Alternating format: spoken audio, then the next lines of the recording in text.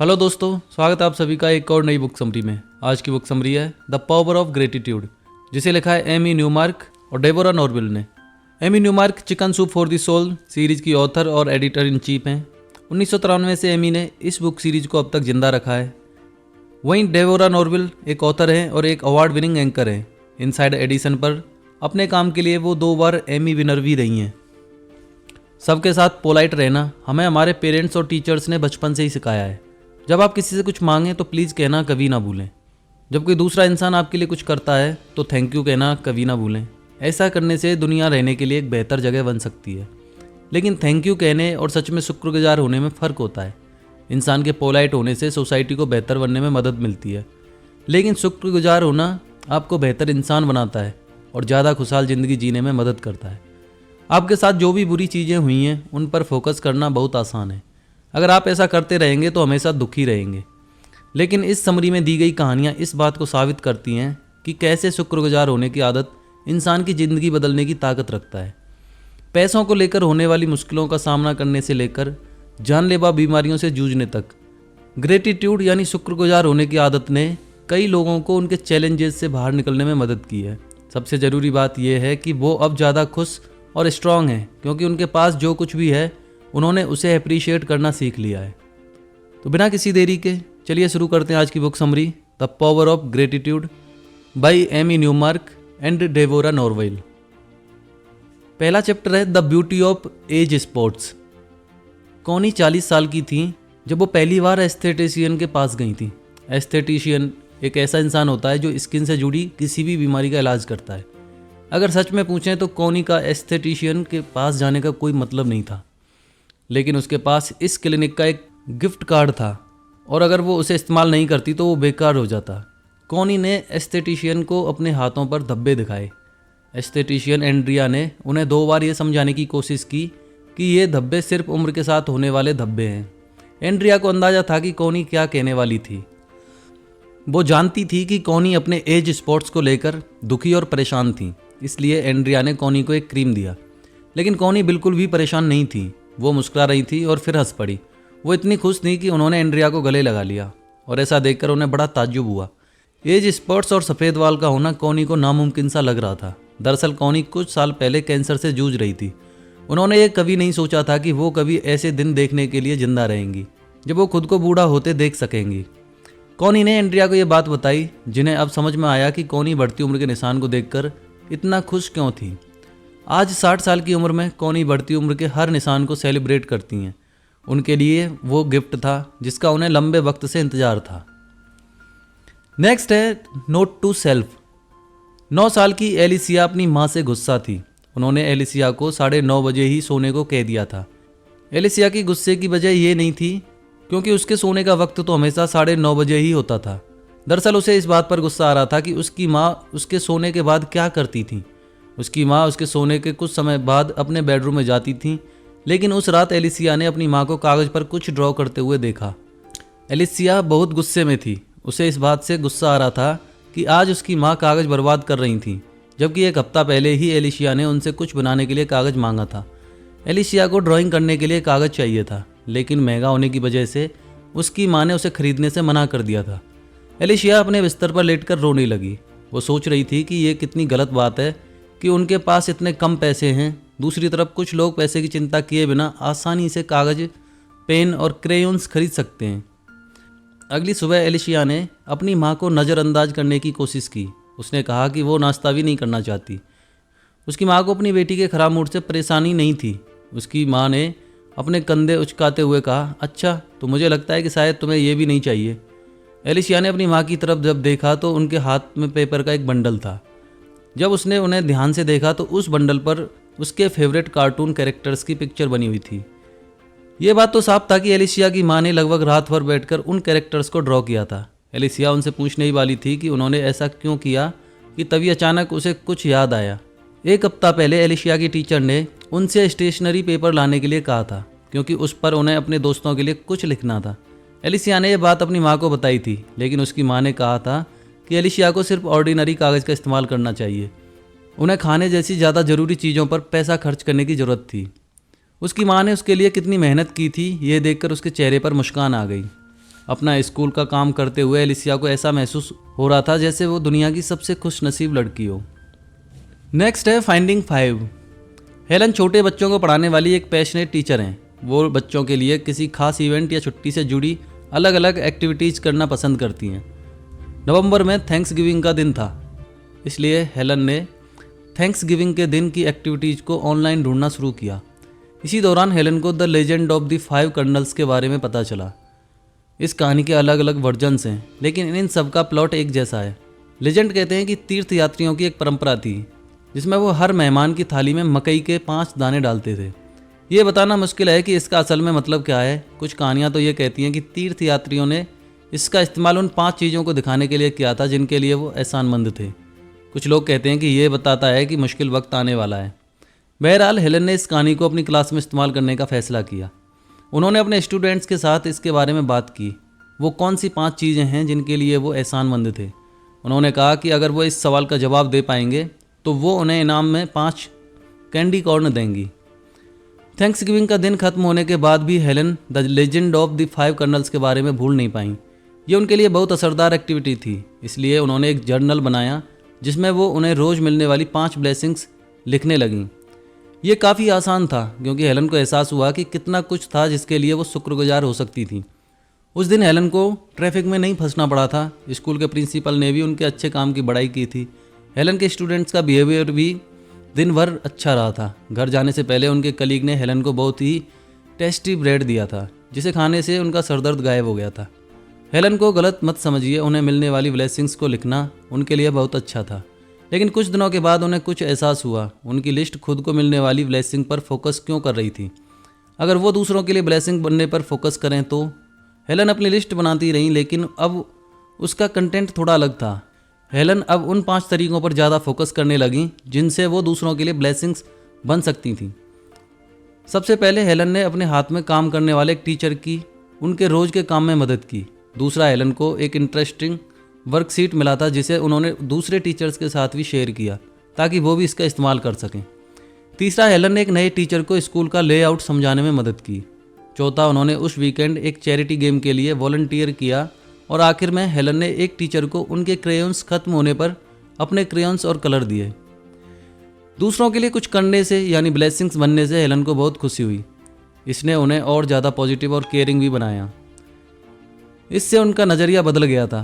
पहले हेलन अपने साथ हुई बुरी चीज़ों पर फोकस करती थी, अब वो अपने और दूसरों के साथ होने वाली अच्छी चीज़ों के लिए शुक्रगुजार महसूस करने लगी थी। नेक्स्ट है sometimes it takes a child. जो और एलिजाबेथ बहुत मुश्किल वक्त से गुजर रहे थे। जो की जॉब छूट गई थी और उनकी सेविंग्स भी खत्म हो रही थीं। वो खाने पीने का सामान भी बहुत मुश्किल से खरीद पा रहे थे। ना चाहकर भी जो एलिजाबेथ और उनकी नन्ही बेटी केली को अपने दादाजी मैक के घर जाना पड़ा। उनके लिए मैक के घर जाना एक मुश्किल लेकिन अहम फैसला था। किराए के मकान में रहने के लिए अब उनके पास पैसे ही नहीं थे। 5 साल पहले मैक के गुजरने के बाद से उनके घर में कोई नहीं रहता था। उस घर की हालत बहुत ही ख़राब थी।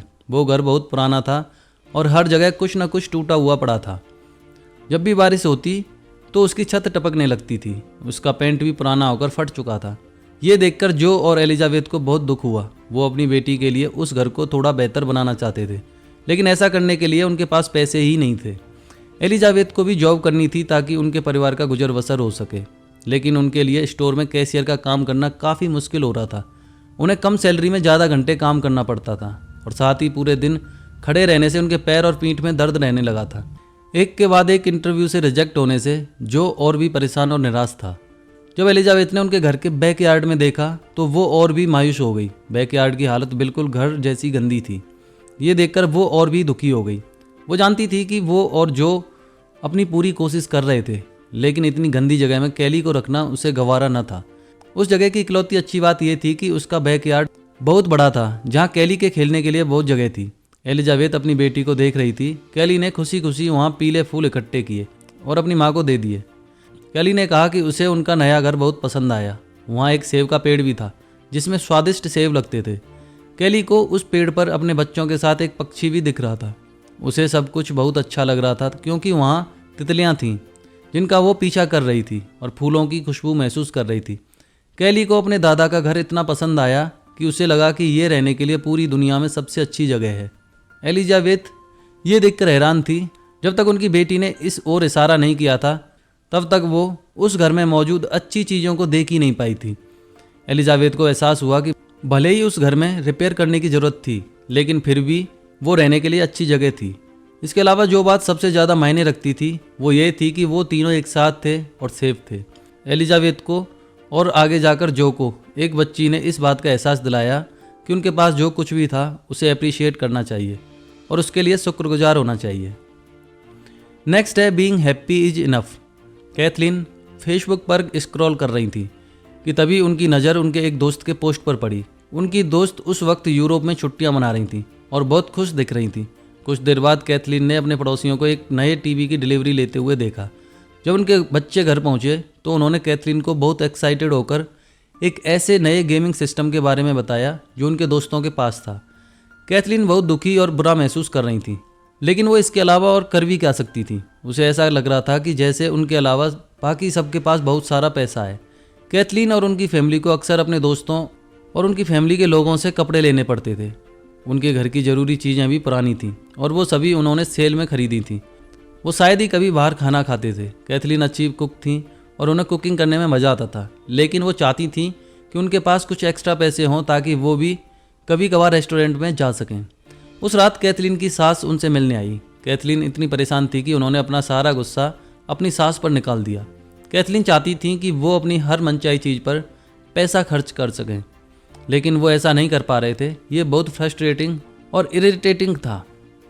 उनकी सास ने उनकी बातों को समझा। उन्होंने कहा कि जो तुम्हारे पास नहीं है उस पर फोकस करना बहुत आसान है, लेकिन अगर आप खुद की तुलना दूसरे लोगों से करते रहेंगे तो इससे आपको दुख के अलावा कुछ भी हासिल नहीं होगा। उन्होंने कहा कि कैथलीन और उनके पति जेम्स एक अच्छे पति पत्नी थे। उन्होंने हमेशा एक दूसरे के लिए वक्त निकाला था और शादी के 20 साल बाद भी अपनी शादी को हमेशा प्रायोरिटी देते थे। आजकल के कपल्स में इस तरह का कमिटमेंट कम ही देखने को मिलता है। कैथलीन ने उन एक्टिविटीज़ के बारे में सोचा जो उसने और जेम्स ने हाल ही में किए थे। वो हाइकिंग करने गए थे और पिकनिक मनाई थी। कुछ दिन पहले उन्होंने साथ में बाइक भी चलाई थी। हर किसी का अपने पार्टनर के साथ इस तरह का बॉन्ड नहीं होता है। अपनी सास द्वारा यह सब बताने के बाद कैथलीन के चेहरे पर प्यारी सी मुस्कान आ गई। हाँ, उनके पास यूरोप जाने के लिए पैसे नहीं थे और हो सकता था कि उनके पास घर में नए इलेक्ट्रॉनिक्स और गैजेट खरीदने के लिए भी कभी ज़्यादा पैसे ना हों, लेकिन फिर भी कैथलीन और उनकी फैमिली एक दूसरे का साथ पाकर बेहद खुश थे। नेक्स्ट है माई ओपन हर्ट। डेविना एक प्लास्टिक सर्जन से बात कर रही थी। तभी सर्जन को एक अजीब चीज़ नजर आई। डेविना के कंधे पर दाग जैसा निशान था। डेविना ने सर्जन को बताया कि वो निशान उनकी नाभि तक है। ये निराशा बचपन में डेविना की ओपन हार्ट सर्जरी की वजह से था। सर्जन ने उसे देखा और उसे हटाने के लिए डेविना से पूछा ताकि वो इससे छुटकारा पा सके। डेविना इस बात को सुनकर हैरान हुई, लेकिन उन्होंने सीधा मना कर दिया। उन्हें अपना ये निशान बहुत पसंद था। डेविना जब बच्ची थी तब उन्हें ओपन हार्ट सर्जरी करवानी पड़ी थी। जब वो पैदा हुई थी तो उन्हें बहुत सारी प्रॉब्लम थी। सबसे पहले 6 महीने के होने के बाद भी उनका वजन सिर्फ 6 पाउंड था। उनकी माँ को उन्हें ड्रॉपर से खाना खिलाना पड़ता था। बचपन में डेविना ज़्यादा हिल डुल भी नहीं पाती थी। वो क्रॉल यानी रेंग नहीं सकती थी। अगर वो रेंगती तो गिरने से उनकी छाती पर ज़्यादा चोट भी लग सकती थी। बदकिस्मती से इतने गंभीर ऑपरेशन से बच निकलने वाले पर एक बोझ सा रहता है। उन पर एक खुशहाल ज़िंदगी जीने का प्रेशर होता है। ज़िंदगी में दूसरा मौका पाने का क्या फ़ायदा है, उसका मतलब क्या है। जब डेविना का बर्थडे होता है तो वो अपने मकसद के बारे में सोचती हैं। वो सोचती हैं कि क्या खुद को मिली उस दूसरी ज़िंदगी का उन्हें एहसानमंद होना चाहिए। वो सोचती हैं कि क्या वो सही रास्ते पर हैं, जो ज़िंदगी वो अभी जी रही हैं क्या वो उसके काबिल हैं। उन्हें जवाब ढूंढने में थोड़ा वक्त तो लगा, लेकिन उन्हें जवाब मिला ज़रूर। अब डेविना की ज़िंदगी का मिशन था ऐसे लोगों की मदद करना जिनके दिल में छेद था। ये सुनने में भले ही अजीब लगे, लेकिन यही सच है। डेविना हर इंसान के साथ दया से पेश आकर उनके दिल में छेद या कमी को भरने की कोशिश करती हैं। वो उन लोगों को भी माफ़ कर देती हैं जिन्होंने उनके साथ गलत किया है, क्योंकि सभी को दूसरा मौका मिलना चाहिए। नेक्स्ट है एक gift of time. Edith Sherman की उम्र 50 साल थी जब उन्होंने डॉक्टर माइकल डिबेकी नाम के एक जाने माने सर्जन को लेटर लिखा था। एडिथ ने अपनी फैमिली के बारे में बात करके अपने लेटर की शुरुआत की। उन्होंने अपनी शादी का ज़्यादातर वक्त अपने पति की देखभाल करने में बिताया था, जो 10 साल से बीमार थे। 3 साल पहले उनकी मौत हो गई थी। एडिथ ने अकेले ही अपने पति और 3 बच्चों का पेट भरने की पूरी कोशिश की थी। भगवान का शुक्र है कि स्कॉलरशिप की वजह से उनके दोनों बेटे कॉलेज जा सके। उन्हें अपनी फैमिली और इस बात पर गर्व है कि उन्होंने इसे कैसे जोड़े रखा। लेकिन एडिथ अब खुद बीमारी से जूझ रही थी। उनके दिल की एक ज़रूरी नस में ब्लॉकेज था जिसे हटाने के लिए सर्जरी की ज़रूरत थी। उस दौरान ऐसा ऑपरेशन करना आम बात नहीं थी। डॉक्टर माइकल डेवेकी इकलौते ऐसे इंसान थे जो इसे सक्सेसफुली कर पाए थे। एडिथ ने डॉक्टर को लेटर लिखकर पूछा कि क्या वो उनकी सर्जरी कर सकते हैं। वो जानती थी कि डॉक्टर को शायद रोज़ाना इसी तरह के सैकड़ों रिक्वेस्ट आते होंगे, लेकिन एडिथ को लगा कि उसे कम से कम डॉक्टर डेवेकी से एक बार पूछना चाहिए। एक हफ्ते से पहले ही एडिथ को उनका जवाब मिला। उनका कहना था कि ये जानने के बाद कि उन्होंने अपने परिवार के लिए क्या क्या किया था, उनका ऑपरेशन करना उनके लिए सौभाग्य की बात होगी। उन्होंने ये भी कहा कि वो उनकी सर्जरी मुफ्त में करेंगे। इसके बाद एडिथ ह्यूस्टन गई जहाँ डॉक्टर डेवेकी रहते थे। उनकी सर्जरी सक्सेसफुल रही और बाकी के ऑपरेशन भी। इस वजह से एडिथ 30 साल तक और ज़िंदा रह सकी और इन 30 सालों में उन्होंने अपने जीवन का एक पल भी बर्बाद नहीं किया। एडिथ अपनी कम्युनिटी में और ज़्यादा इन्वॉल्व होने लगी। वो स्टैमफोर्ड के अर्बन रिन्यूअल कमीशन की चेयरमैन भी बनी। उन्होंने अपनी कम्युनिटी में बड़े बड़े बदलाव किए और इस वजह से वहाँ के लोगों की ज़िंदगी पूरी तरह बदल गई। उनके काम के लिए उन्हें सिटीजन ऑफ द ईयर का अवार्ड भी दिया गया। एडिथ ने 82 की उम्र में दुनिया को अलविदा कहा। जाने से पहले वो हमेशा काम करने में लीन रहीं, लेकिन उनके लिए ये बोझ नहीं था क्योंकि वो जो काम कर रही थी वो करना उन्हें अच्छा लगता था। एडिथ भले ही अब नहीं रहीं, लेकिन उनकी विरासत हमेशा जिंदा रहेगी। उन्होंने सचमुच अपनी ज़िंदगी पूरी तरह से जी। नेक्स्ट है the Joy of dirty dishes. Jessica अपने सामने गंदे बर्तनों के ढेर को देख रही थी। रसोई के सिंक में अनगिनत बर्तन फैले हुए हैं। इन सभी का इस्तेमाल या तो उनके पति या उनके बच्चों ने किया है। कुछ लोगों को ये स्ट्रेसफुल लगता होगा, लेकिन गंदे बर्तनों को देखकर जेसिका को अच्छा लगता है। गलत मत समझिए, जेसिका को गंदे बर्तनों से भरे सिंक को देखकर पहले नफरत हुआ करती थी। यह सबसे ज़्यादा थकाने वाला काम था, लेकिन जब वो डॉक्टर के पास गई तो ये चीज़ पूरी तरह बदल गई। जेसिका प्रेग्नेंट थी और इस वजह से रेगुलर चेकअप के लिए अपने डॉक्टर के पास जाती थी। उस दिन उसे पता चलने वाला था कि उसका बच्चा लड़का है या लड़की। उसने और उसके पति ने पहले से ही नाम सोच रखा था कि अगर लड़की होगी तो उसका नाम जेन रखेंगे और अगर लड़का होगा तो एलिजा। जब डॉक्टर ने बताया कि उसे जुड़वा बच्चे होने वाले हैं तो वो हैरान हो गई। वहाँ स्क्रीन पर उसे 2 छोटे छोटे बच्चे उसके पेट में तैरते हुए नजर आ रहे थे। जेसिका की आंखें नम हो गईं। उन्हें आशीर्वाद के रूप में 2 बच्चे मिले थे, लेकिन एक प्रॉब्लम थी। जेसिका के डॉक्टर ने बताया कि उसके जुड़वा बच्चे मोनोएम्नियोटिक हैं। इसका मतलब ये था कि जेसिका के जुड़वा बच्चों का एक ही प्लासेंटा यानी नाल, एक ही एमनियोटिक थैली थी। ये बेहद खतरनाक था क्योंकि ऐसे में उनका अम्बिलिकल कॉर्ड एक दूसरे से उलझ सकते थे। अगर कॉर्ड्स कसकर खींच जाते तो इससे ऑक्सीजन का सप्लाई बंद हो जाता और उनकी मौत भी हो सकती थी।